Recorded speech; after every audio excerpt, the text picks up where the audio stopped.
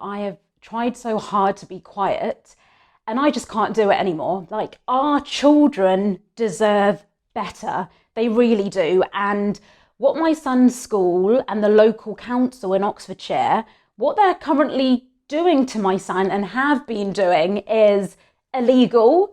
It's unlawful. They are putting their own best interests before the interests of children who have mental health issues. And it's so hard for me to make this video because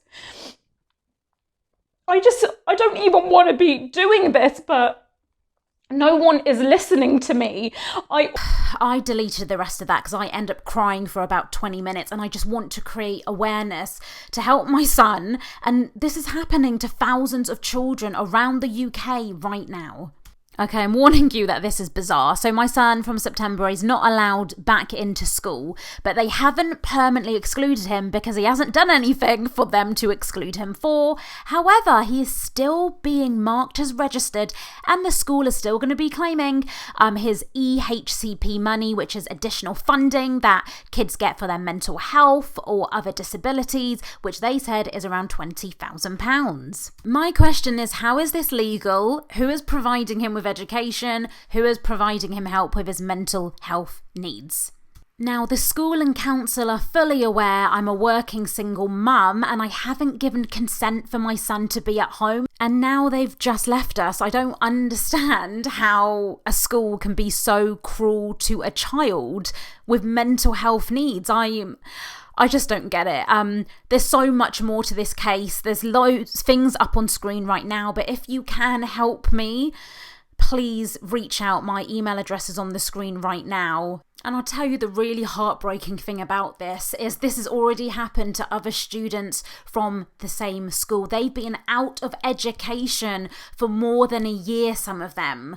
How is the council, how is the school getting away with this? I just really want some answers. MumToMillionaire.com. So lots to unpack there. There is a lot. And it's hard for me to listen back to that because we are still in the same position. That was a social media video I uploaded. You can go and watch that on the Mum to Million. And Instagram, just go to instagram.com/Mum To Millionaire. So that was in July. We are now in September. This is the 23rd day my son is not in education. And I didn't have a summer holiday this year in terms of, sometimes I don't go away anyway, but all I was doing all summer for 6 weeks is chasing the school, chasing the council, trying to get something in place for September. Now, the update on this is, yes, they have now given my child some form of education. So he is getting tutoring. He is getting some form of provision from his EHCP. But that was after literally just making a decision that he couldn't go to school and then leaving me and my son in limbo. We are still in limbo because he hasn't got a school. Sometimes I feel I have to be careful about what I'm saying because I don't know how far this is going to go. But what I will say is that the council and school, I believe they are not still acting lawfully, okay? Because how can you still have a child that is predominantly at home and no one's checked in on him? No one from school, the Senko, no one has bothered picking up the phone or even actually asking me, how is your child, after we put him in this situation. Now, it would have been a different story if I wanted to home educate him. And, I had a plan in place, but they've literally made a decision. He's not going back to that school, and now he's left without a school. He is left schoolless. Schoolless? Is that a word? Schoolless. And, I don't know. If you want any questions answered, please let me know on Instagram. Send me a DM. Like I said, go to instagram.com/Mum To Millionaire. Follow our story in real time on there as well, because this case of what's happening right now, there's so many moving parts. Since he joined his secondary school, they never followed his EHCP. It was one failing after another. And if you're not aware of what an EHCP was, I didn't know until I got one for my son. And this is basically a legal document. So EHCP stands for Educational Healthcare Plan. So this is supposed to be given to children, which, by the way, again, you have to fight for. I fought so many years in primary school for some kind of support, and then I eventually got this thing which I didn't know was a legal document up until recently, and it outlines the kind of extra provision your child can get. So, you know, if your child has ADHD or autism or dyslexia, anything where a school requires additional funding to meet that child's need, you can apply for an EHCP. Now, we've got one of these, and my son, he's not actually diagnosed with anything specific. His EHCP is for his mental health needs because he's been through a lot of trauma. Oh goodness, I'm going to start crying now. Oh, I'm trying not to cry. This is supposed to be like, oh, do you know what is? I think because this situation, we're still in this, it's all so raw. And, oh, do you know what? Even before the school did this to us, his secondary school, I would say to my son, you know, when you're 18, you know, I really want us both to talk about what has happened in our lives and to him. So, yeah, this is why I think I keep on getting emotional, because this is my life right now, day to day. And I feel, like I said right at the beginning of the podcast, I feel right now like, for whatever reason, so I believe obviously in, you know, the universe, and some people will call that God if you believe in God. So I really believe right now I'm being guided to raise awareness about children out of education. And, you know, it's not their fault if, you know, in my son's case, he was a victim of domestic abuse. He is a victim of a failed educational system. So when a school, you know, they should be supporting children like this, not excluding and isolating and then doing this, which is a highly unlawful situation, by saying to a child, you can't come into school, but he is still registered, he is still on their roll. What I will do actually is I will explain a bit further right now about this current situation, what led us to here, and actually what is going on right now.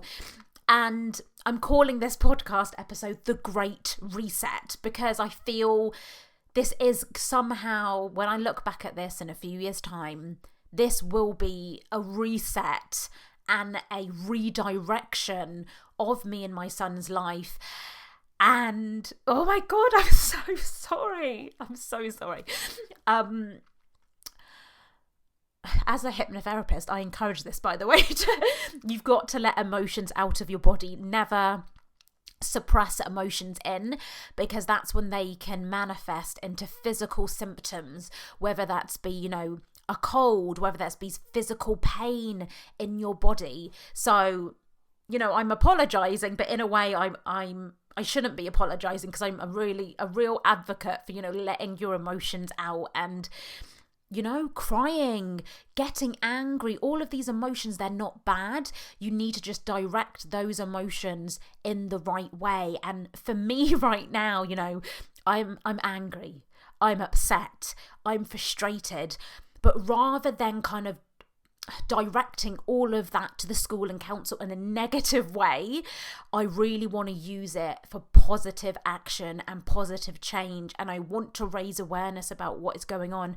I want to help all the thousands of children that are in this situation at the moment, and I want to help you.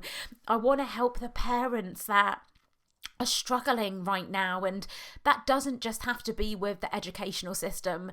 Maybe you are struggling to fight another system. Maybe, you've had a child and you're trying to get childcare for them so you can return to work, whatever it is. I want this podcast to be the place that you can come to and hear the truth, hear what other parents are going through so you don't feel alone.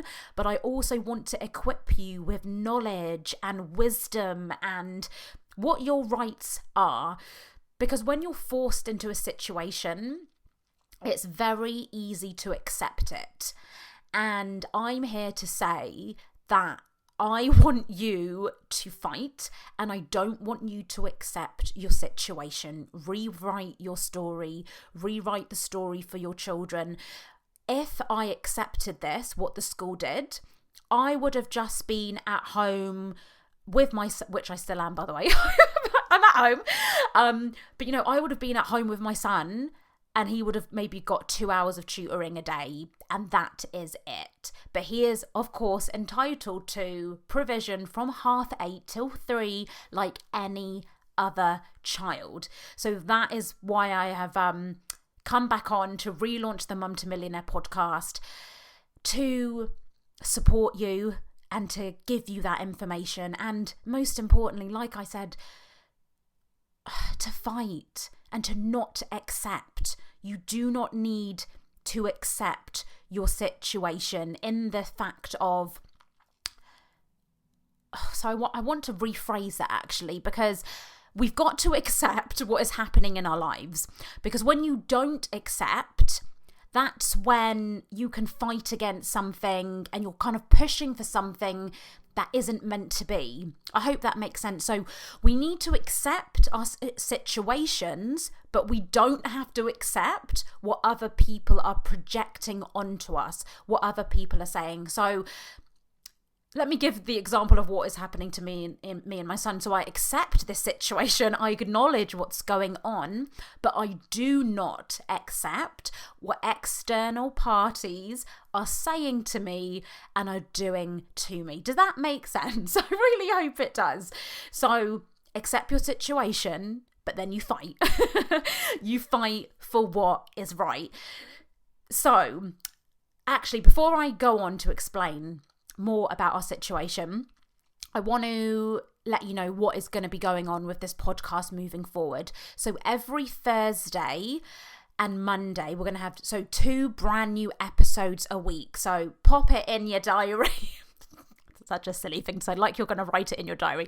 But just subscribe. So subscribe to the Mum to Millionaire podcast by hitting that subscribe button. You should see it on iTunes, on your iPhone. If you're listening to this on Spotify, there should be maybe a follow button. Whatever button is there, as soon as you click on subscribe or follow, you will get notified every time a brand new episode goes live. So every Thursday, we're going to have something called Fight It Thursday, where I interview a woman who is fighting the system, okay? And every Monday, that is all about mental health, okay? So mental health Mondays, because it's draining being a parent in general. It is draining fighting the system. So I'm going to give you tools and techniques from my hypnotherapy background to really make you feel... I just want you to get the boss. I want you to be a boss. I want you to be a boss, but I want you to get the best possible outcome for yourself and for your children. So I'm going to give you, like I said, lots of tools and techniques to get through whatever situation you currently find yourself in. And if you're listening to this thinking, nah, my life's all right, actually. My life is good. Still do listen to these podcasts, especially the Monday episodes, because we all come across stressful situations. We all come across people that enter our lives to teach us some kind of lesson, to highlight things that we need to heal from. And I'm a great believer in we keep getting the same lessons. We keep getting the same kinds of people and situations that come into our life until we heal from it. So if you're going around in circles and you've been doing this for a good few years and you're like, why is this same thing still happening to me? You've got to heal from it. And maybe like me, it's trying to push you in a certain direction. Okay? You know, we have all these big goals and dreams of our life, of what we want to do. But sometimes that may not be aligned to our true purpose. So whatever's happening in your life, it could be that you need to learn a lesson, you need to heal from it, or it could be something much bigger. The universe and God has a much bigger vision for you, and maybe it's pushing you to be an advocate, you know, in a certain situation, or help people, or whatever it is, okay? So I just want you to know, whatever is going on in your life right now, it's happening for a reason.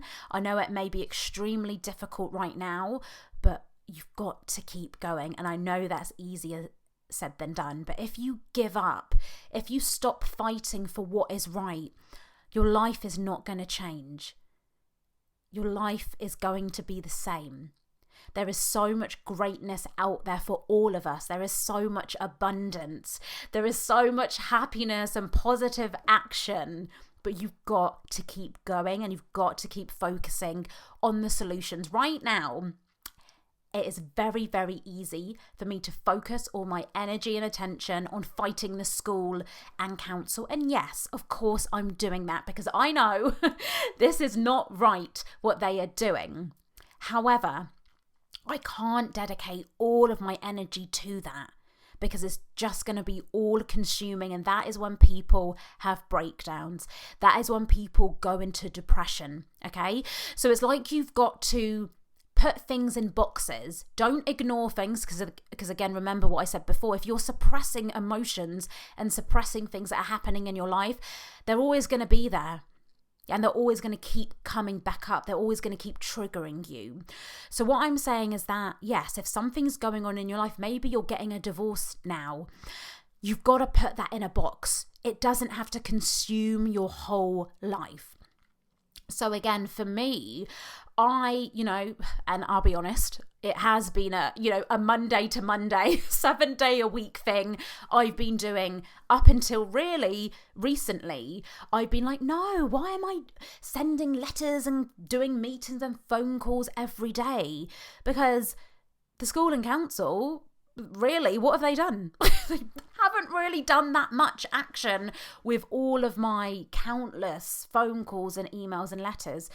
So I've got to reclaim my power. I've got to take back my energy from these energy-sucking vampires, and I need to put it into things like this, into the Mum to Millionaire podcast, into my therapy practice, into helping and serving others and doing fun things for me and my son as well. So I want to say that to you as well. Whatever situation you're going through right now, just make sure you're I'm not even going to say that word because I'm going to say it completely wrong. So I'll say the other word, putting into box. I think you know what word I was going to say. You need to put things in different boxes and deal with them on different days. So for me, I'm going to make sure that I'm not being overly consumed by this current situation because, again, taking me out of what is going on, I'm okay. Like, yes, I'm very stressed. Me and my son have both, suffered a lot. But, I've got a roof over my head. I've got clean water. I've got food in my fridge. So, in relation to that, we're good. And we've just got to keep going. And I urge you to do the same. It's all about perspective, life. Look at your situation in a completely different way. Even with my son not being allowed into school and him not being, I'll go into this now so you understand kind of what has been going on. But, I've done all of that. I've done the, why is this happening and da-da-da-da. But, maybe this is guiding me to take him out of the system. Maybe this is guiding us to bigger and better things that doesn't involve, and I also want to emphasize that not all schools and local authorities and teachers are like this. I have got teachers actually in my family, and they certainly do not behave in the way that me and my son have been treated. I talk to teachers. My son has started his own podcast as well, where he is interviewing teachers who actually understand the needs of children. So I really do want to emphasize, especially if you are a teacher, this isn't me against teachers. I am for education. I really respect a lot of people that are in the educational sector, but within all sectors, whatever sector you come across in life, there are the people that are there for a genuine reason and who are empathetic and understand and do an amazing, fantastic job. And unfortunately, there are people there that shouldn't be in that sector, in the educational sector in our instance. So before we finish off for today, and thank you if you've got this far, listening to all of that, before we finish off the Mum to Millionaire podcast today, and I'll see you again on Monday, let me just explain really kind of what has happened. So my son should be in year 8 right now of secondary school. I chose this current school he is still registered to. I chose it because they promoted themselves as a mental health school. So I bought a house. I put all of my savings into buying a house very close to the school, so my son could walk there by himself.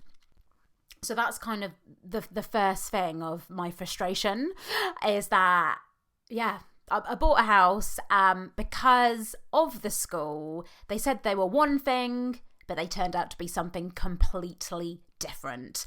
So that's the first thing. The second thing is that my son, like I said right at the beginning of today's podcast episode, he's got something called an EHCP, Educational Healthcare Plan, and the school did not follow it from the start. If they did follow it, it wouldn't have resulted in exclusion. So we are going to do a whole other episode on the Mum to Millionaire podcast within the next few weeks about school exclusions. That is going to be quite a big focus. So we'll be maybe doing, one episode every maybe 2 months on school exclusions, because it's such a big topic. It's so complex as well. And I also want to explain school exclusions for those of you who your child has never been excluded. Because I think the main comment I see from people is, if a child is messing around, they shouldn't be in that class. They should be excluded, because what about the other 29 children in that class? And I completely understand where parents come from when they say that comment. So again, I want to raise awareness on actually what is happening to that other child when they get excluded. And I can talk very confidently about this subject because my son has been excluded 7 times from this one school. I call these unlawful exclusions, because if they followed his EHCP, they put that support in place, his needs would have been met and they wouldn't have resulted in these exclusions. So again, I will go more in depth about that. Like I said, we're going to have loads of discussions and interviews on school exclusions. So I suppose that was the third thing, isn't it? So 1, bought a house down the road. 2, they said they were a mental health school, but they turned out to be something different. 3, they never followed his EHCP. 4, which resulted in unlawful exclusions. 5, I hope this is not sounding sarcastic.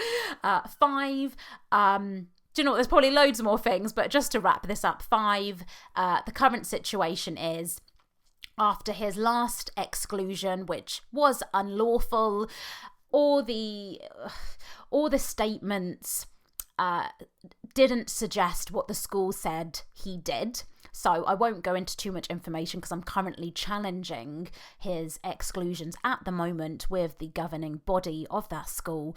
But what happened after that exclusion, the day he was supposed to go back, the school called me and said, so he's not coming back to school. And I was like, what do you mean?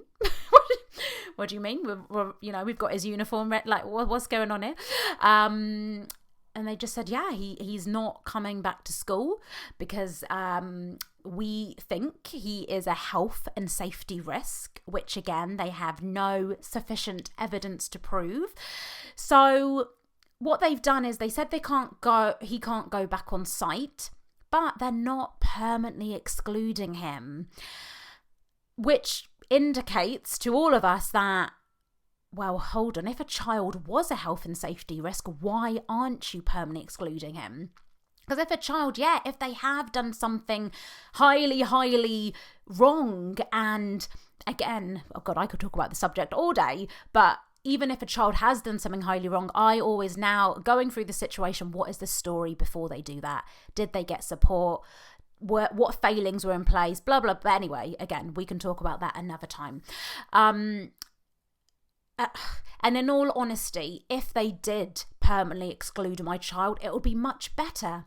I told the school to do this. And now as a parent, who asked the school, please permanently exclude my child? But I knew if they did that, we would have no affiliation with that school. They'll be off his books, and then it's the local authority that have to provide my son with that education and his mental health provision. But because the school haven't permanently excluded him, he is still a student of that school. He is still getting marked as 100% attendance. They are still getting his funding and EHCP money. They've got many more benefits. And also, throw this in there, they also will keep their figures for permanent exclusion down. So if they did exclude him, obviously that's going to raise it up. And again, I'm not familiar right now with the law surrounding that, but I'm sure it must trigger something. If there's a school that has got a lot of permanent exclusions, I'm sure there must be some kind of investigation that would go on. So anyway, I'm just really skimming briefly what's going on. There's something extremely dark going on at that school. And like I have alluded to, I think throughout this episode, my son is not the only one going through this. So I know with confidence that I am in the right. I'm not being a parent that is just fighting for the sake of fighting. I know that this is widespread, and I'm aware it's not just going on in this school as well. But yeah, there seem to be a lot of high figures of exclusion, high figures of them doing this to other children. So I don't know what game they're playing, but I believe the truth always comes out, and it's just about being patient. So again, for you, whatever situation you're currently in, and I know it's frustrating because I'm that kind of person that wants action now, I want answers now, but I have learnt that I have got to be so patient, because I know, hand on my heart, that justice will be served for my son and for all the children like him who are currently going through this at that school. So there we go. Thank you so much for listening to the relaunch of the Mum to Millionaire podcast. Oh, I just can't wait for you to hear all the amazing interviews I've got lined up for you, or the mental health support I've got in place for you as well. Like I said, every Thursday and Monday, brand new episodes. Subscribe, follow if you're not doing so already, so you get notified. And I'm going to be updating, I don't think I've updated this website in about 2 years, but all the organisations and all the helplines that are currently helping me from my current situation, they are available right now on mumtomillionaire.com/help.